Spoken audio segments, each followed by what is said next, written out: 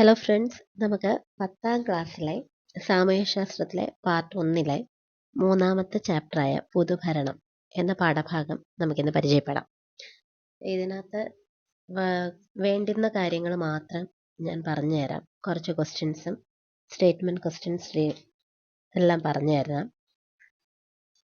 അപ്പോൾ നമുക്ക് സമയം കളയാതെ തന്നെ ചാപ്റ്റർ തുടങ്ങാം. എല്ലാരെങ്കിലും സബ്സ്ക്രൈബ് ചെയ്യാതെയാണ് കാണുന്നതെന്നുണ്ടെങ്കിൽ ഒന്ന് സബ്സ്ക്രൈബ് ചെയ്യുക, തൊട്ടടുത്തുള്ള ബെൽ ബട്ടൺ എനേബിൾ ചെയ്ത് വെക്കുക. ഓക്കെ, അപ്പോൾ നമുക്ക് സ്റ്റാർട്ട് ചെയ്യാം. പൊതുഭരണം എന്ന ചാപ്റ്ററാണ്. ഇതിൽ ആദ്യം തന്നെ ഒരു വിവരാവകാശ അപേക്ഷയാണ് കൊടുത്തേക്കുന്നത്, ആദ്യത്തെ പേജിൽ തന്നെ. ഓക്കെ, അപ്പോൾ നമുക്ക് എന്താണ് പൊതുഭരണം എന്നുള്ളത് നോക്കാം. രാജ്യത്ത് നിലവിലുള്ള നിയമങ്ങളും ഗവൺമെന്റിന്റെ നയപരിപാടികളും വികസന പദ്ധതികളും നടപ്പാക്കുന്നതിന് ഭൗതിക സാഹചര്യങ്ങളും മനുഷ്യവിഭവവും ഫലപ്രദമായി വിനിയോഗിക്കുന്നത് അറിയപ്പെടുന്ന പേരാണ് പൊതുഭരണം എന്നുള്ളത്. എന്താണ്? ഒന്നുകൂടെ പറഞ്ഞുതരാം. രാജ്യത്ത് നിലവിലുള്ള നിയമങ്ങളും ഗവൺമെന്റിന്റെ നയപരിപാടികളും വികസന പദ്ധതികളും നടപ്പാക്കുന്നതിന് ഭൗതിക സാഹചര്യങ്ങളും മനുഷ്യവിഭവവും ഫലപ്രദമായി വിനിയോഗിക്കുന്നത് അറിയപ്പെടുന്ന പേരാണ് പൊതുഭരണം എന്നുള്ളത്. പൊതുഭരണം എന്നാൽ ഗവൺമെന്റ് ഭരണത്തെ സംബന്ധിക്കുന്നതാണ് എന്ന് പറഞ്ഞിരിക്കുന്നത് എൻ ഗ്ലാഡൻ ആണ്. പാശ്ചാത്യ ചിന്തകനായ എൻ ഗ്ലാഡന്റെ വാക്കുകളാണ്. ഒന്നുകൂടെ പറയാം. പൊതുഭരണം എന്നാൽ ഗവൺമെന്റ് ഭരണത്തെ സംബന്ധിക്കുന്നതാണ്. ഇത് പറഞ്ഞത് പാശ്ചാത്യ ചിന്തകനായ എൻ ഗ്ലാഡൻ ആണ്. പൊതുഭരണത്തിന്റെ പ്രാധാന്യം എന്താണ് എന്നുള്ളത് നമുക്ക് നോക്കാം. ഈ പൊതുഭരണത്തിന്റെ പ്രാധാന്യം ഒരു സ്റ്റേറ്റ്മെന്റ് ക്വസ്റ്റ്യൻ ആയിട്ട് വരാൻ ചാൻസ് ഉള്ളതാണ്. നമുക്ക് പോയിന്റ്സ് ആയിട്ട് തന്നെ നമുക്ക് പഠിച്ചു പോകാം. ഒന്നാമത്തെ പോയിന്റ്, ഗവൺമെന്റ് നയങ്ങൾ രൂപപ്പെടുത്തുന്നു. 2, ജനക്ഷേമം ഉറപ്പാക്കുന്നു. 3, സാധനങ്ങളും സേവനങ്ങളും ലഭ്യമാക്കുന്നു. ജനകീയ പ്രശ്നങ്ങൾക്ക് പരിഹാരം കാണുന്നു.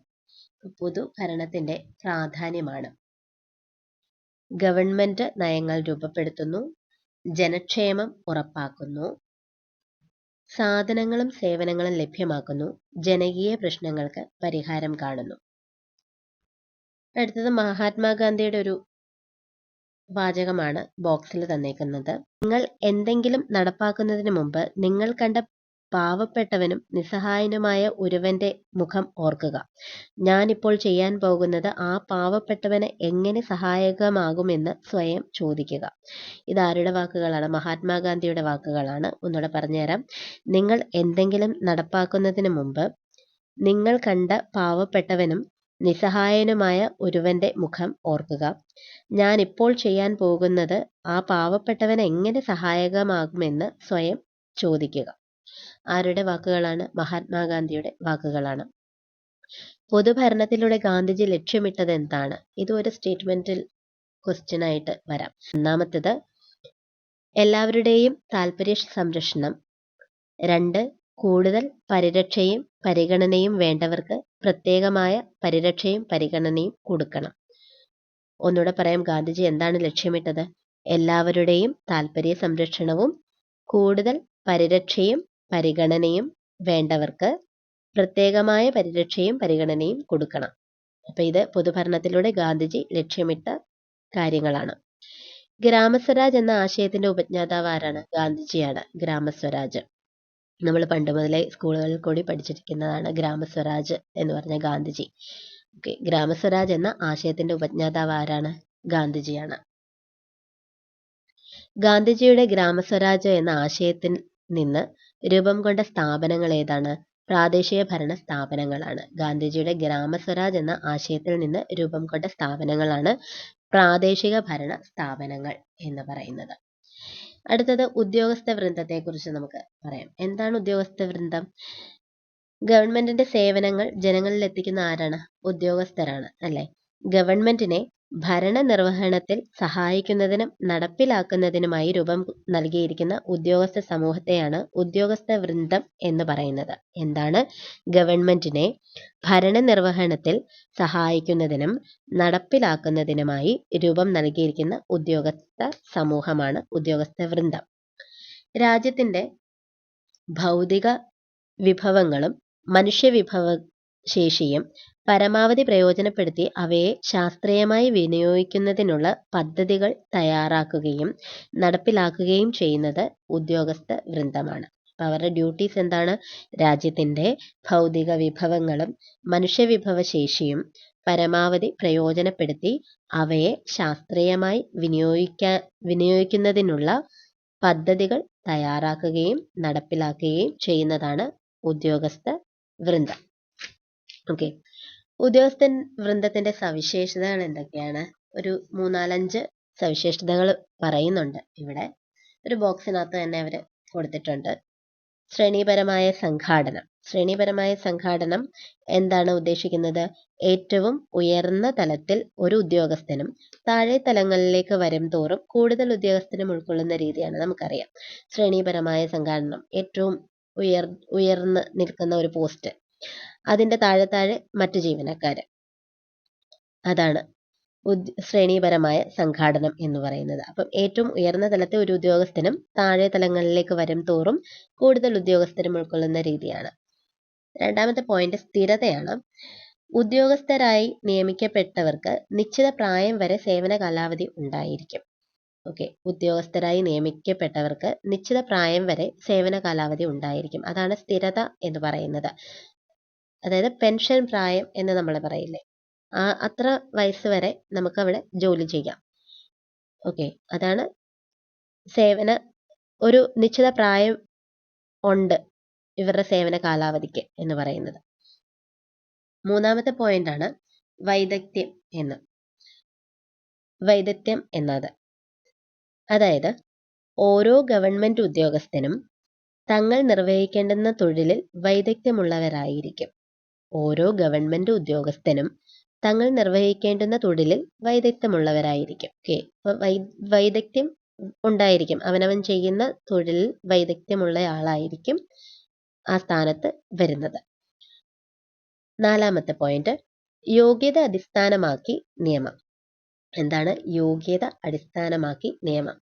വിദ്യാഭ്യാസ യോഗ്യത അടിസ്ഥാനമാക്കിയാണ് ഉദ്യോഗസ്ഥരെ തെരഞ്ഞെടുക്കുകയും നിയമിക്കുകയും ചെയ്യുന്നത്. അതെല്ലാ മേഖലകളിലും അങ്ങനെ തന്നെയാണ്. നമ്മുടെ വിദ്യാഭ്യാസ യോഗ്യത അടിസ്ഥാനമാക്കിയാണ് ഉദ്യോഗസ്ഥരെ തെരഞ്ഞെടുക്കുന്നത്. അതാണ് യോഗ്യത അടിസ്ഥാനമാക്കിയുള്ള നിയമം എന്ന് പറയുന്നത്.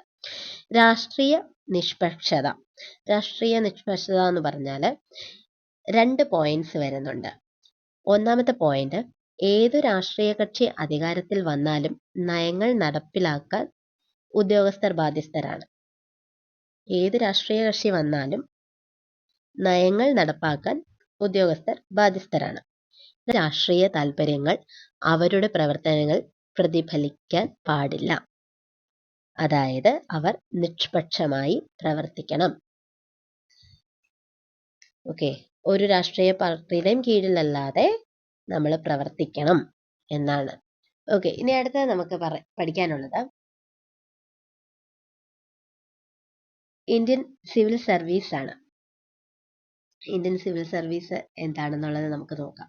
ഓക്കെ, സർവീസ് എന്താണ്? കേന്ദ്ര ഗവൺമെന്റിന്റെയും സംസ്ഥാന ഗവൺമെന്റിന്റെയും കീഴിൽ പ്രവർത്തിക്കുന്ന മുഴുവൻ ഉദ്യോഗസ്ഥരും വിവിധ പൊതുമേഖലാ സ്ഥാപനങ്ങളിലെ ഉദ്യോഗസ്ഥരും ഉൾപ്പെട്ടത് അറിയപ്പെടുന്ന പേരാണ് ഇന്ത്യൻ സിവിൽ സർവീസ് എന്ന് പറയുന്നത്. ഇന്ത്യൻ സിവിൽ സർവീസിനെ 3ആയിട്ട് തിരിച്ചിട്ടുണ്ട്. അഖിലേന്ത്യാ സർവീസ്, കേന്ദ്ര സർവീസ്, സംസ്ഥാന സർവീസ് എന്നുള്ള രീതിയിൽ 3ആയിട്ട് തിരിച്ചിട്ടുണ്ട്. ഇതിൽ പെട്ടെന്ന് തന്നെ ഞാൻ പറഞ്ഞു പോകാം ഈ ബോക്സിലുള്ള കാര്യങ്ങൾ. അഖിലേന്ത്യാ സർവീസും കേന്ദ്ര സർവീസും ദേശീയ തലത്തിൽ തന്നെയാണ് തിരഞ്ഞെടുക്കുന്നത്. അഖിലേന്ത്യാ സർവീസ്, കേന്ദ്ര സർവീസ് ഇത് രണ്ടും ദേശീയ തലത്തിലാണ് തിരഞ്ഞെടുക്കുന്നത്. സംസ്ഥാന സർവീസ് എന്ന് പറയുന്നത് സംസ്ഥാന തലത്തിലാണ് തിരഞ്ഞെടുക്കുന്നത്. ഓക്കെ, കേന്ദ്ര സർവീസ് ലോ, സംസ്ഥാന സർവീസ് ലോ ആണ് അഖിലേന്ത്യാ സർവീസിലേക്ക് നിയമിക്കപ്പെടുന്നത്. അഖിലേന്ത്യാ സർവീസ് എന്താണ്?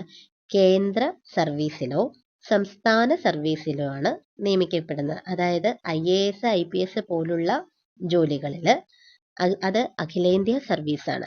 അവിടെ എന്താണ്? കേന്ദ്ര സർവീസിലോ സംസ്ഥാന സർവീസിലോ ആണ് നിയമിക്കപ്പെടുന്നത്. അടുത്തത് കേന്ദ്ര സർവീസ് എന്താണ്? കേന്ദ്ര സർവീസ് നമ്മൾ നേരത്തെ പറഞ്ഞതുപോലെ തന്നെ ദേശീയ തലത്തിൽ തന്നെയാണ് തിരഞ്ഞെടുക്കുന്നത്. കേന്ദ്ര ഗവൺമെന്റിന് മാത്രം അധികാരമുള്ള ഭരണവകുപ്പുകളിലാണ് നിയമിക്കപ്പെടുന്നത്. കേന്ദ്ര ഗവൺമെന്റിന് മാത്രം. ഓക്കെ, കേന്ദ്ര ഗവൺമെന്റിന് മാത്രം അധികാരമുള്ളത്. അഖിലേന്ത്യാ സർവീസ് എന്ന് പറയുമ്പം കേന്ദ്ര സർവീസും സംസ്ഥാന സർവീസും വരുന്നുണ്ട്. കേന്ദ്ര സർവീസ് എന്ന് പറയുന്നത് കേന്ദ്ര ഗവൺമെന്റിന് മാത്രം അധികാരമുള്ള ഭരണവകുപ്പുകളിൽ നിയമിക്കപ്പെടുന്നു. അതിന്റെ ഉദാഹരണം ഇന്ത്യൻ ഫോറിൻ സർവീസും ഇന്ത്യൻ റെയിൽവേ സർവീസുമാണ്. ഇന്ത്യൻ ഫോറിൻ സർവീസും ഇന്ത്യൻ റെയിൽവേ സർവീസുമാണ്. യൂണിവേഴ്സിറ്റി അസിസ്റ്റന്റ് 2019 ക്വസ്റ്റ്യൻ ആണിത്, കേന്ദ്ര സർവീസിന്റെ കാര്യം പറഞ്ഞത്. അപ്പൊ കേന്ദ്ര സർവീസ് ഒന്ന് ഫോക്കസ് ചെയ്യാം, എല്ലാം തന്നെ ഫോക്കസ് ചെയ്യാം. ദേശീയ തലത്തിൽ തെരഞ്ഞെടുക്കുന്നു. കേന്ദ്ര ഗവൺമെന്റിന് മാത്രം അധികാരമുള്ള ഭരണവകുപ്പുകളിൽ നിയമിക്കപ്പെടുന്നു. യൂണിവേഴ്സിറ്റി അസിസ്റ്റന്റ് 2019 ക്വസ്റ്റ്യൻ പേപ്പറാണ്. അടുത്തത് സംസ്ഥാന സർവീസ്. സംസ്ഥാന തലത്തിൽ തെരഞ്ഞെടുക്കുന്നു. നമ്മൾ മുമ്പ് പറഞ്ഞു സംസ്ഥാന തലത്തിലാണ് തെരഞ്ഞെടുക്കുന്നതെന്ന്. സംസ്ഥാന ഗവൺമെന്റിന് കീഴിൽ വരുന്ന വകുപ്പുകളിൽ നിയമിക്കപ്പെടുന്നു. ഉദാഹരണം സെയിൽസ് ടാക്സ് ഓഫീസറാണ്. സെയിൽസ് ടാക്സ് ഓഫീസർ സംസ്ഥാന ഗവൺമെന്റിന് കീഴിൽ വരുന്ന വകുപ്പുകളാണ്, അവിടെയാണ് നിയമിക്കപ്പെടുന്നത്. ഓക്കെ, അടുത്ത നമുക്ക് പബ്ലിക് സർവീസ് കമ്മീഷനെ കുറിച്ച് പഠിക്കാം. ഓക്കെ, കേന്ദ്ര സർവീസിലേക്കും അഖിലേന്ത്യാ സർവീസിലേക്കും ഉദ്യോഗസ്ഥരെ തെരഞ്ഞെടുക്കുന്നതാണ് യൂണിയൻ പബ്ലിക് സർവീസ് കമ്മീഷൻ, അതായത് UPSC എന്ന് പറയുന്നത്. കേന്ദ്ര സർവീസിലേക്കും അഖിലേന്ത്യാ സർവീസിലേക്കും ഉദ്യോഗസ്ഥരെ തെരഞ്ഞെടുക്കുന്നു. അതായത് IAS IPS പോലുള്ള റെയിൽവേ പോലുള്ള എക്സാം. ഓക്കെ, UPSC ചെയർമാനെയും അംഗങ്ങളെയും നിയമിക്കുന്നത് രാഷ്ട്രപതിയാണ്. UPSC ചെയർമാനെയും അംഗങ്ങളെയും നിയമിക്കുന്നത് ആരാണ്? രാഷ്ട്രപതിയാണ്. സംസ്ഥാന തലത്തിൽ ഉദ്യോഗസ്ഥരെ തെരഞ്ഞെടുക്കുന്നത് സംസ്ഥാന പബ്ലിക് സർവീസ് കമ്മീഷനാണ്, അതായത് PSC ആണ്. ഓക്കെ, സംസ്ഥാന തലത്തിൽ ഉദ്യോഗസ്ഥരെ തെരഞ്ഞെടുക്കുന്നത് സംസ്ഥാന പബ്ലിക് സർവീസ് കമ്മീഷനാണ്, PSC ആണ്. PSC ചെയർമാനെയും അംഗങ്ങളെയും തെരഞ്ഞെടുക്കുന്നത് ആരാണ്? ഗവർണറാണ്. PSC ചെയർമാനെയും അംഗങ്ങളെയും തെരഞ്ഞെടുക്കുന്ന ആരാണ്? ഗവർണറാണ്. UPSC PSC എന്നിവ ഭരണഘടനാ സ്ഥാപനങ്ങളാണ്. UPSC PSC എന്നിവ ഭരണഘടനാ സ്ഥാപനങ്ങൾ ആണ്. അടുത്തതായിട്ട് നമുക്ക് ഭരണ നവീകരണം എന്താണെന്നുള്ളത് നോക്കാം. ഭരണ നിർവഹണത്തിന്റെ കാര്യക്ഷമത വർദ്ധിപ്പിക്കുവാനും സേവനങ്ങൾ സമയബന്ധിതമായി പൊതുജനങ്ങൾക്ക് ലഭ്യമാക്കുവാനും ഗവൺമെന്റുകൾ സ്വീകരിക്കുന്ന നടപടികൾ അറിയപ്പെടുന്ന പേരാണ് ഭരണ നവീകരണം എന്നുള്ളത്. എന്താണ്? ഭരണ നിർവഹണത്തിന്റെ കാര്യക്ഷമത വർദ്ധിപ്പിക്കുവാനും സേവനങ്ങൾ സമയബന്ധിതമായി പൊതുജനങ്ങൾക്ക് ലഭ്യമാക്കുവാനും ഗവൺമെന്റുകൾ സ്വീകരിക്കുന്ന നടപടികൾ അറിയപ്പെടുന്നതാണ് ഭരണ നവീകരണം. ഭരണം കൂടുതൽ കാര്യക്ഷമവും ജനസൗഹാർദ്ദപരവുമാക്കുക എന്ന ലക്ഷ്യത്തോടെ ദേശീയതലത്തിലും സംസ്ഥാന തലത്തിലും ഭരണ പരിഷ്കാര കമ്മീഷനുകൾ രൂപീകരിക്കപ്പെട്ടിട്ടുണ്ട്. ഓക്കെ, അടുത്ത നമുക്ക് ഈ ഗവേണൻസ് എന്താണെന്ന് നോക്കാം. ഭരണ നവീകരണം ലക്ഷ്യമാക്കി നമ്മുടെ രാജ്യത്ത് നടപ്പിലാക്കിയ പ്രധാന പരിഷ്കാരങ്ങളിൽ ഒന്നാണ് ഈ ഗവേണൻസ് എന്ന് പറയുന്നത്. ഇലക്ട്രോണിക് സാങ്കേതിക വിദ്യയുടെ ഭരണരംഗത്തെ ഉപയോഗം അറിയപ്പെടുന്നത് ഈ ഗവേണൻസ് എന്നാണ്. വില്ലേജ് ഫീൽഡ് അസിസ്റ്റന്റ് 2017 ക്വസ്റ്റ്യൻ ആണിത്. ഇലക്ട്രോണിക് സാങ്കേതിക വിദ്യയുടെ ഭരണരംഗത്തെ ഉപയോഗം അറിയപ്പെടുന്നത് പേരാണ് ഈ ഗവേണൻസ് എന്ന് പറയുന്നത്. ഡോക്ടർ APJ അബ്ദുൽ കലാമിന്റെ ഒരു വാചകം അവിടെ കൊടുത്തിട്ടുണ്ട് ബോക്സിൽ.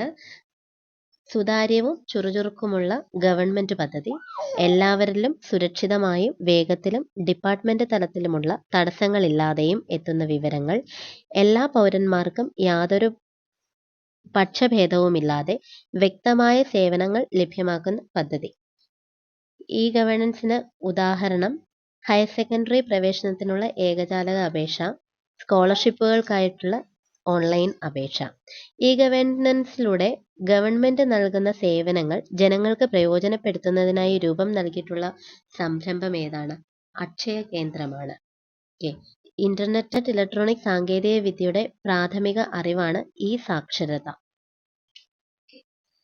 അടുത്തതായിട്ട് നമുക്ക് വിവരാവകാശ നിയമം എന്താണെന്നുള്ളത് നോക്കാം. വിവരാവകാശ നിയമത്തെക്കുറിച്ചും വിവരാവകാശ കമ്മീഷനെ കുറിച്ചും കൂടുതൽ ക്ലാസ്സുകൾ ഞാൻ തരുന്നതാണ്. ഈ ക്ലാസ് നിങ്ങളുടെ കയ്യിൽ എത്തിക്കഴിഞ്ഞിട്ട് അടുത്ത ക്ലാസ് ഞാൻ അതായിരിക്കും എടുക്കുന്നത്, വിവരാവകാശ നിയമവും വിവരാവകാശ കമ്മീഷനുകളും. ഓക്കെ, അപ്പം ഇതെന്താണെന്ന് നമുക്ക് നോക്കാം. വിവരാവകാശ നിയമം എന്താണെന്നുള്ളത് നമുക്ക് നോക്കാം.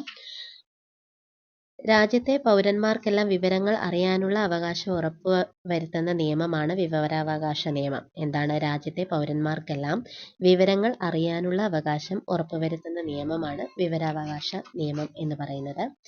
അഴിമതി നിയന്ത്രിക്കുന്നതിനും ഉദ്യോഗസ്ഥർക്കിടയിൽ ഉത്തരവാദിത്ത ബോധം ഉണ്ടാക്കുന്നതിനും ഗവൺമെന്റിന്റെ പ്രവർത്തനങ്ങൾ സുതാര്യമാക്കുന്നതിനും ഈ നിയമം ലക്ഷ്യമിടുന്നു. ഈ നിയമം എന്തിനാണ് ലക്ഷ്യമിടുന്നത്? അഴിമതി നിയന്ത്രിക്കുന്നു, ഉദ്യോഗസ്ഥർക്കിടയിൽ ഉത്തരവാദിത്ത ബോധം ഉണ്ടാക്കുന്നു, ഗവൺമെന്റിന്റെ പ്രവർത്തനങ്ങൾ സുതാര്യമാക്കുന്നു. ഈ 3 കാര്യങ്ങൾ എന്തിനെയാണ് ലക്ഷ്യമിടുന്നത്? വിവരാവകാശ നിയമത്തെ. സ്റ്റേറ്റ്മെന്റ് ക്വസ്റ്റ്യൻ ആണ്, ഓർത്തിരുന്നോളുക. വിവരാവകാശ നിയമം നിലവിൽ വന്ന വർഷം 2005 വിവരാവകാശ നിയമം പ്രാവർത്തികമാക്കുന്നതിനു വേണ്ടി പ്രവർത്തിച്ച സംഘടന രാജസ്ഥാനിലെ മസ്തൂർ കിസാൻ ശക്തി സംഘടനാണ്. അടുത്തത് നമുക്ക് വിവരാവകാശ കമ്മീഷനെ കുറിച്ച് പഠിക്കാം. 4 പോയിന്റ്സ് ഉണ്ട്. വിവരാവകാശ കമ്മീഷൻ എന്താണെന്ന് നോക്കാം. വിവരാവകാശ നിയമപ്രകാരമുള്ള അധികാരങ്ങൾ പ്രയോഗിക്കാനും ചുമതലകൾ നിർവഹിക്കാനും സംസ്ഥാന തലത്തിലും കേന്ദ്ര തലത്തിലും വിവരാവകാശ കമ്മീഷന് രൂപം നൽകിയിട്ടുണ്ട്. മുഖ്യ വിവരാവകാശ കമ്മീഷണറും 10 കവിയാത്ത അംഗങ്ങളും അടങ്ങുന്നതാണ് വിവരാവകാശ കമ്മീഷൻ. ആവശ്യപ്പെട്ട വിവരങ്ങൾക്ക് കൃത്യസമയത്തിനകം മറുപടി തരാതിരിക്കുകയോ നിരസിക്കുകയോ അപൂർണമോ തെറ്റായതോ തൃപ്തികരമല്ലാത്തതോ ആയ മറുപടി തരികയോ ആണെങ്കിൽ വിവരാവകാശ കമ്മീഷൻ അപ്പീൽ നൽകാവുന്നതാണ്. ഇത് കമ്മീഷന് ബോധ്യപ്പെട്ട വിവരങ്ങൾ നൽകുന്നത് വരെ ഓരോ ദിവസവും ബന്ധപ്പെട്ട ഉദ്യോഗസ്ഥനുമേൽ 250 രൂപ വീതം പിഴ ശിക്ഷ ചുമത്താൻ കമ്മീഷന് അധികാരമുണ്ട്. അതായത് എന്താണ്? നമ്മൾ ആവശ്യപ്പെടുന്ന വിവരങ്ങൾ കൃത്യസമയത്തല്ല തരുന്നത്, അല്ലെങ്കിൽ മറുപടി തരുന്നില്ല, നമ്മൾ നൽകുന്ന അപേക്ഷ നിരസിക്കുകയാണ്, അല്ലെങ്കിൽ നമുക്ക് തരുന്നത് അപൂർണമായിട്ടുള്ളതോ തെറ്റായിട്ടുള്ളതോ ആയിട്ടുള്ള കാര്യങ്ങളാണ്, ഇതൊക്കെയാണ് നമുക്ക് തൃപ്തികരമല്ലാത്ത രീതിയിലാണ് വിവരാവകാശം നൽകുന്നത് ഉണ്ടെങ്കിൽ അത് കമ്മീഷന് ബോധ്യപ്പെട്ടാൽ 250 രൂപ വരെ ആർക്ക് കമ്മീഷന് ചുമത്താൻ അധികാരമുണ്ട്. ആരുടെ മേലെ? ഏത് ഉദ്യോഗസ്ഥനാണോ നമുക്ക് വിവരങ്ങൾ നൽകുന്നത് ആ ഉദ്യോഗസ്ഥന് മേലെ ദിവസവും 250 രൂപ വെച്ച് പിഴ ഈടാക്കാനുള്ള അധികാരം വിവരാവകാശ കമ്മീഷന് ഉള്ളതാണ്. സേവനാവകാശ നിയമം എന്താണെന്നുള്ളത് നമുക്ക് അടുത്തത് നോക്കാം. സേവനാവകാശ നിയമം സർക്കാർ സേവനങ്ങൾ കൃത്യമായും ഉറപ്പായും ജനങ്ങൾക്ക് ലഭ്യമാക്കാൻ അവസരമൊരുക്കുന്ന നിയമമാണ് സേവനാവകാശം. ഓരോ സർക്കാർ ഓഫീസും നൽകുന്ന സേവനങ്ങൾ എത്ര കാലപരിധിക്കുള്ളിൽ നൽകണമെന്ന് ഈ നിയമം അനുശാസിക്കുന്നു. അർഹതപ്പെട്ട സേവനം നിശ്ചിത കാലത്തിനകം പൗരന് നൽകിയില്ലെങ്കിൽ ഉത്തരവാദിത്തപ്പെട്ട ഉദ്യോഗസ്ഥൻ പിഴ ഒടുക്കണമെന്ന വ്യവസ്ഥയും നിയമത്തിലുണ്ട്. കേരളത്തിൽ സേവനാവകാശ നിയമം പ്രാബല്യത്തിൽ വന്ന വർഷം 2012 നവംബർ 1 കേരളത്തിൽ സേവനാവകാശ നിയമം പ്രാബല്യത്തിൽ വന്ന വർഷം ഏതാണ്? 2012 നവംബർ 1. അടുത്തത് നമുക്ക് ലോക്പാൽ, ലോകായുക്ത രണ്ടിനെക്കുറിച്ചും പഠിക്കാം. ഇവ രണ്ടും കോടതി നടപടികളുടെ രീതിയിലാണ് ഇവയ്ക്ക് രണ്ടിനും ഉള്ളത്. കോടതി നടപടികളുടെ രീതിയാണ് രണ്ടിനും ഉള്ളത്, ലോക്പാലിനും ലോകായുക്തയ്ക്കും ഉള്ളത്.